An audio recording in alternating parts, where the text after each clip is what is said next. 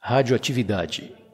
A seguir, teremos um conjunto de videoaulas abordando a radioatividade de maneira simples e didática. Conteúdo proposto. Videoaula 1. Histórico da radioatividade. Videoaula 2. Conceitos e grandezas da radioatividade. Videoaula 3. Decaimento radioativo. Videoaula 4. Aplicações, benefícios e malefícios da radiação. Videoaula 1. Histórico da radioatividade. Em meados do século VI a.C., Aristóteles acreditava que a matéria era constituída de elementos da natureza como ar, água, terra e fogo, que, misturados em diferentes proporções, resultariam nas diferentes propriedades físicas e químicas dos diversos materiais.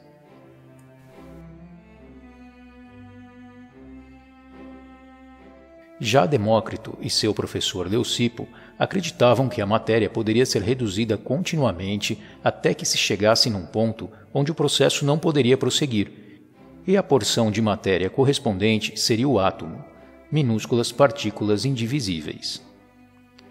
Para Demócrito, a grande variedade de materiais na natureza provinha dos movimentos dos diferentes tipos de átomos que, ao se chocarem, formavam conjuntos maiores. Assim, a água seria formada por átomos esféricos, por escoar facilmente. A terra, formada por átomos cúbicos, por ser estável e sólida. O ar seria formado por átomos em movimento, por causa dos ventos. E o fogo seria formado por átomos pontiagudos, que ferem. A alma seria então composta por átomos lisos e delicados. E a respiração, uma troca de átomos, onde átomos novos substituem átomos usados.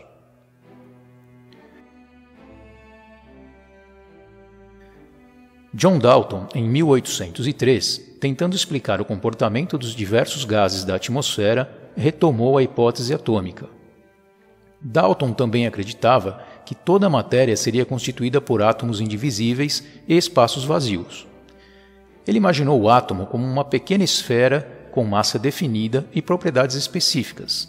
São indivisíveis e indestrutíveis, e não podem ser transformados em outros, nem mesmo durante os fenômenos químicos. Dessa forma, todas as transformações químicas podiam ser explicadas pelo arranjo de átomos. John Dalton elaborou também uma tabela, com a nomenclatura e a simbologia dos elementos químicos disponíveis na época.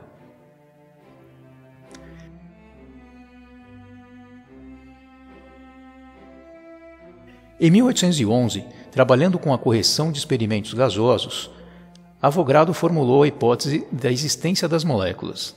Ele afirmou que volumes iguais de gases diferentes, à mesma temperatura e pressão, contêm o mesmo número de moléculas. A constante de Avogadro determina o número de átomos por mol de uma substância.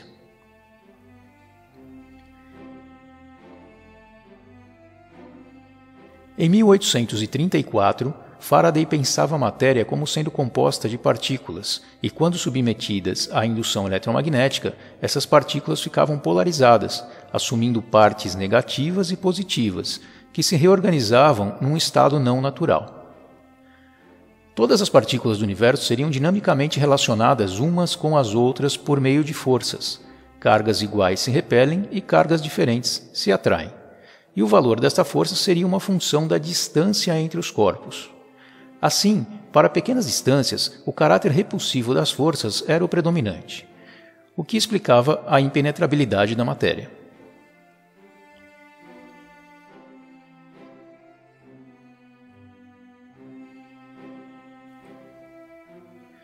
Em 1869, Mendeleev apresentou à comunidade científica a Lei Periódica dos Elementos, onde estes foram dispostos em filas horizontais, de acordo com as suas massas atômicas crescentes, e colunas verticais, com elementos de propriedades semelhantes. Mendeleev deixou posições vazias na tabela, dedicadas a elementos que eram então desconhecidos. Para isso, utilizou como base as propriedades dos elementos vizinhos.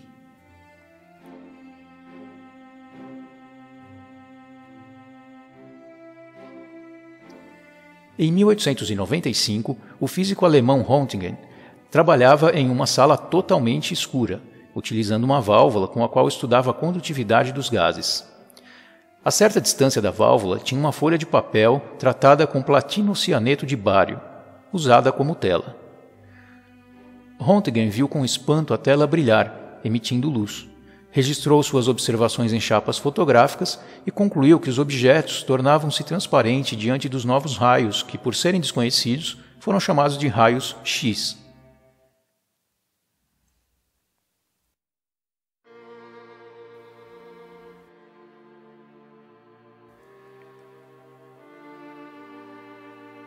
Henri Becquerel tinha grande interesse pelas áreas de fosforescência e fluorescência moleculares. A descoberta de Röntgen o levou a fazer observações para verificar se substâncias fosforescentes ou fluorescentes, quando expostas à luz do Sol, emitiam raios X. Em 1896, Becquerel percebeu que um sal de urânio, denominado sulfato duplo de potássio, e uranila, tinha a capacidade de sensibilizar o negativo de um filme fotográfico recoberto por um papel preto, ou ainda por uma lâmina bem fina de metal. As radiações emitidas pelo sal possuíam propriedades semelhantes às do raio-X. Porém, essa radiação não dependia da exposição do composto de urânio à luz, mas era inerente à substância.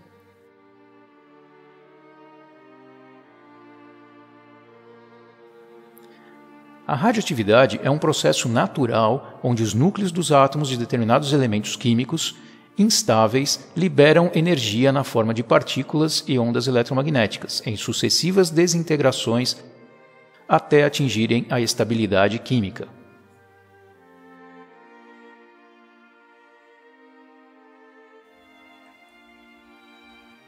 Em 1897, Thomson descobriu que os raios catódicos eram afetados por campos elétricos e magnéticos, e que estes geravam desvios na trajetória de partículas muito pequenas de carga negativa, os elétrons. Thomson propôs então que o átomo era, portanto, divisível em partículas carregadas positiva e negativamente, contrariando o modelo indivisível de átomo proposto por Dalton.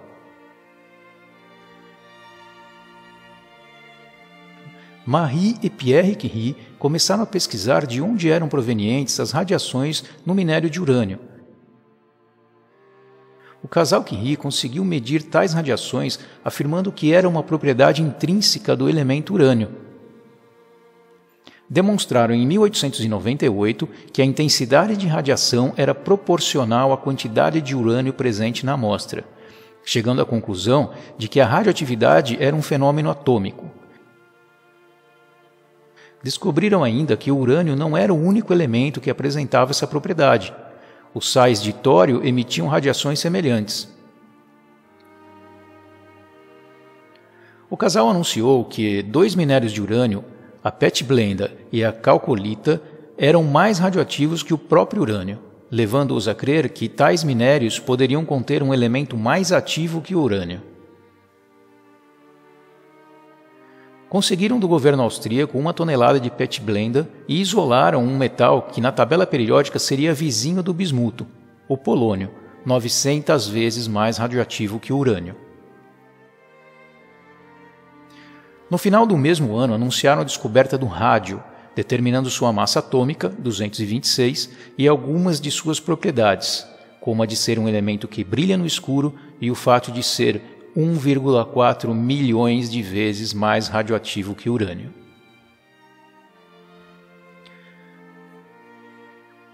Ernest Rutherford, em 1911, realizando experiências de bombardeio de lâminas de ouro com partículas alfa provenientes de materiais radioativos, fez uma importante constatação. A grande maioria das partículas atravessava diretamente a lâmina. Algumas sofriam pequenos desvios e outras, em número muito pequeno, sofriam grandes desvios em sentido contrário. A partir dessas observações, Rutherford chegou às seguintes conclusões. No átomo existem espaços vazios. A maioria das partículas o atravessava sem sofrer nenhum desvio. No centro do átomo existe um núcleo muito pequeno e denso. Algumas partículas alfa colidiam com esse núcleo e voltavam, sem atravessar a lâmina. O núcleo tem carga elétrica positiva. As partículas alfa que passavam perto dele eram repelidas e por isso sofriam desvio em sua trajetória. Pelo modelo atômico de Rutherford, o átomo é constituído por um núcleo central dotado de cargas elétricas positivas, prótons, envolvido por uma nuvem de cargas elétricas negativas, os elétrons. 2 anos depois de Rutherford ter criado o seu modelo, Bohr o completou, criando o que hoje é chamado de modelo planetário. Para Bohr, os elétrons giravam em órbitas circulares ao redor do núcleo. Ele observou que elementos aquecidos emitem energia em um conjunto de linhas distintas, os espectros de linha, e desenvolveu a ideia de que os elétrons só podem existir em órbitas limitadas a certas posições, com energias distintas. O elétron só passa de uma camada de energia para outra quando ele absorve energia de uma fonte externa, em unidades discretas de energia, chamadas quanta. Dessa forma, ele salta para uma órbita mais externa na eletrosfera do átomo e, quando ele retorna para a órbita menos energética, ele perde, na forma de onda eletromagnética, a energia que absorveu antes. Essa onda eletromagnética é na região do visível, explicando assim a luz emitida ao se aquecer diferentes materiais. Segundo Bohr, os átomos dos diferentes elementos possuem até 7 camadas eletrônicas, K, L, M, N, O, P e Q, cada uma abrigando um número máximo de elétrons em sua órbita, conforme a tabela ilustrativa.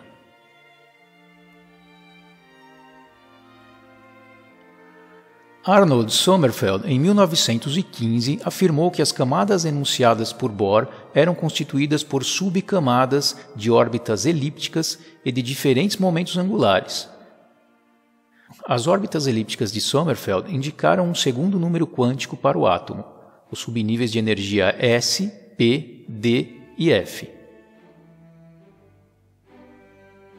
Sommerfeld definiu ainda o terceiro número quântico, o magnético, e o quarto número quântico, o número quântico de spin. Em 1919, Rutherford postulou a existência do nêutron, uma partícula nuclear sem carga e com massa semelhante à do próton. O nêutron é necessário para a estabilidade de quase todos os núcleos atômicos, já que a força nuclear forte faz com que seja atraído por elétrons e prótons, mas não seja repelido por nenhum, como acontece com os prótons, que se atraem nuclearmente, mas se repelem eletrostaticamente. Fora do núcleo atômico, o nêutron é instável e tem uma vida média de 15 minutos. Em 1931, James Chadwick comprovou experimentalmente a sua existência.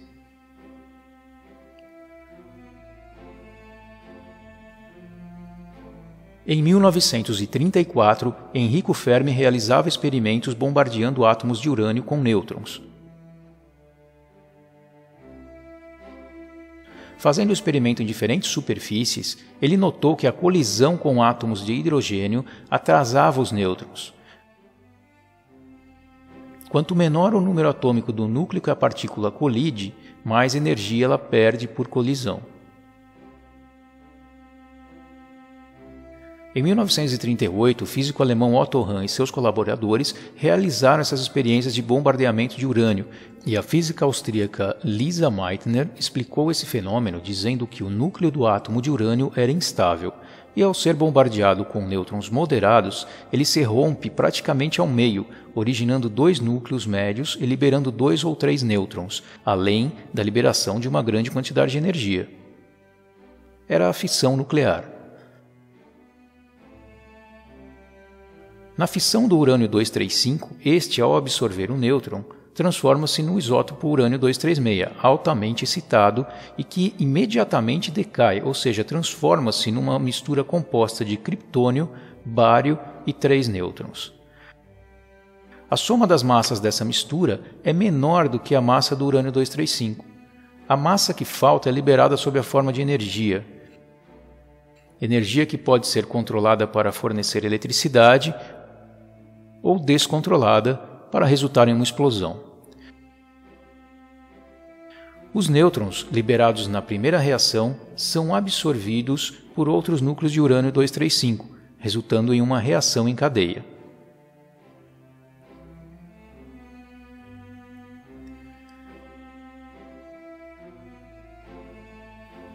Chicago Pile 1 foi o primeiro reator nuclear artificial, construído na Universidade de Chicago. O reator era uma pilha de blocos de urânio e grafite, construída sob a supervisão de Enrico Fermi. Ele continha uma massa crítica de matéria físsil e grafite. A forma da pilha tinha sido projetada para ser esférica, mas durante a construção, Fermi calculou que a massa crítica poderia ser obtida sem que se terminasse toda a estrutura. A pilha consistia de tabletes de urânio como produtor de nêutrons, separados uns dos outros por blocos de grafite como moderador de nêutron, ou seja, redutor da velocidade dos nêutrons. Os controles consistiam de cilindros de cádmio que absorvem nêutrons. Retirando os cilindros, aumentava-se a atividade de nêutrons na pilha, levando a uma reação em cadeia autossustentada. Reinserindo os cilindros, a reação era extinta. Ao contrário da maioria dos reatores construídos depois, este primeiro tipo não tinha escudo contra a radiação e nenhum sistema de refrigeração, o que mais tarde foi considerado um enorme risco, já que a reação em cadeia poderia ter fugido de controle, transformando o reator em uma bomba. Os bombardeamentos atômicos das cidades de Hiroshima e Nagasaki foram realizados pelos Estados Unidos contra o Império do Japão durante os estágios finais da Segunda Guerra Mundial, em agosto de 1945. A bomba de Hiroshima, conhecida como Little Boy, era uma arma de fissão que usava urânio-235, um isótopo raro de urânio extraído em fábricas gigantes no Tennessee. A bomba de Nagasaki, Fat Man, era mais complexa, poderosa e eficiente, com o uso de plutônio-239, um elemento sintético criado em reatores nucleares. Há diferenças básicas entre um reator e uma bomba atômica. No reator são necessários aproximadamente 4% de urânio-235, enquanto a bomba de Hiroshima, por exemplo, tinha 89% de urânio-235, 56 kg. No reator, há moderadores de nêutrons para controlar a reação. Na bomba não há moderadores, de modo que ao disparar o processo, a reação em cadeia ocorre sem controle e provoca a explosão.